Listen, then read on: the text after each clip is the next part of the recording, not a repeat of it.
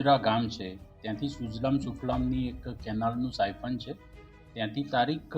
10/9ના રોજ એક dead body મળી આવેલી હતી. તે ડેડ બોડી આધારિત એક ઈડી દાખલ કરી અને તેની તપાસ મહેસાણા તાલુકા પોલીસ દ્વારા ચાલુ કરવામાં આવેલી હતી. આ જે ડેડ બોડી હતી એના પ્રાથમિક દ્રષ્ટિએ જે તે વખતે તેની શંકા ઉપજાવે તેવી પરિસ્થિતિમાં હતી અને તેના પરિવારજનોની જ્યારે પૂછપરછ કરવામાં આવી ત્યારે ખ્યાલ આવ્યો હતો કે આ વ્યક્તિને કોઈની સાથે એવી કોઈ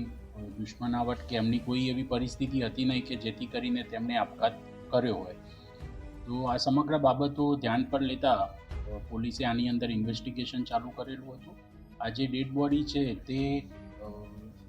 સુસાઇડ છે કે પછી તેને મારીને તેની અંદર કેનાલમાં ફેંકી દેવામાં આવેલ છે તે બાબતે FSL પરીક્ષણ કરાવતા આ જે વ્યક્તિ છે તેના જે FSLમાં જે તેમના નમૂના મોકલવામાં આવ્યા હતા તેમાં ડાયટમ્સની જે હાજરી છે જેના આધારે નક્કી થઈ શકે કે ડેડ બોડી છે એ મતલબ મૃત્યુ પછી ડ્રાઉનિંગ છે કે મૃત્યુ પહેલાંનું ડ્રાઉનિંગ છે. તો એ આધારે આ બાબત સ્પષ્ટ થતાં પોલીસે આ બાબતે ગુનો દાખલ કરેલો છે અને આ ખરેખર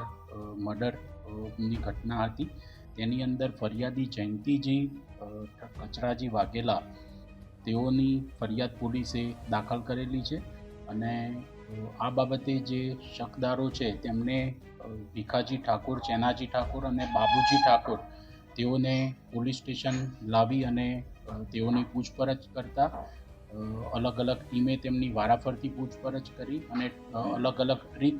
યુઝ કરી અને તેમની પૂછપરછ કરવામાં આવી હતી, જેની અંદર તેઓએ અંતે સ્વીકારી લીધેલું હતું કે પૈસાની લેતી દેતી બાબતે તેઓ વચ્ચે મનદુખ થયું હતું અને ઝઘડો થતાં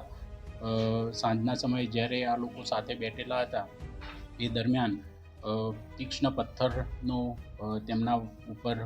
તેનાથી હુમલો કરવામાં આવેલો હતો અને આ વ્યક્તિનું મૃત્યુ નિપજાવી અને તેની લાશ છે તેને સાયફનની અંદર પાણીની અંદર નાખી દેવામાં આવેલી હતી. પોલીસે અત્યારે આ જે ત્રણેય શકમંદ આરોપીઓ છે તેઓની અટક કરેલા છે અને આગળ ઇન્વેસ્ટિગેશન